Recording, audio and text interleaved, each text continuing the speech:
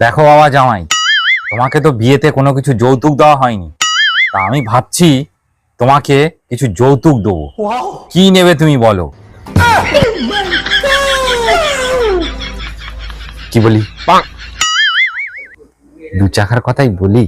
BMW হবে তো? BMW? হ্যাঁ হ্যাঁ হ্যাঁ, আমি রাজি আছি।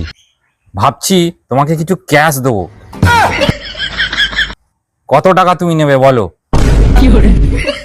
50 লাখ টাকা দেবো, হবে তো? হ্যাঁ হ্যাঁ, আমি রাজি। আর আমি ভাবছি তোমাকে একটা সোনার চেন দেবো। কত ভরি সোনার চেন নেবে তুমি বলো? সোনার চেন 10 ভরি? 10 ভরি? হ্যাঁ, আমি রাজি। চলো ঠিক আছে, তুমি সব পেয়ে যাবে। এইরকম শ্বশুর কজন আর হয়? এইরকম শ্বশুর যেন সবাই পায়।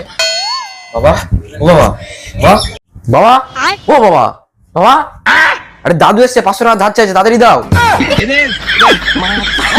ये क्या हो गया? हाँ, सारी बात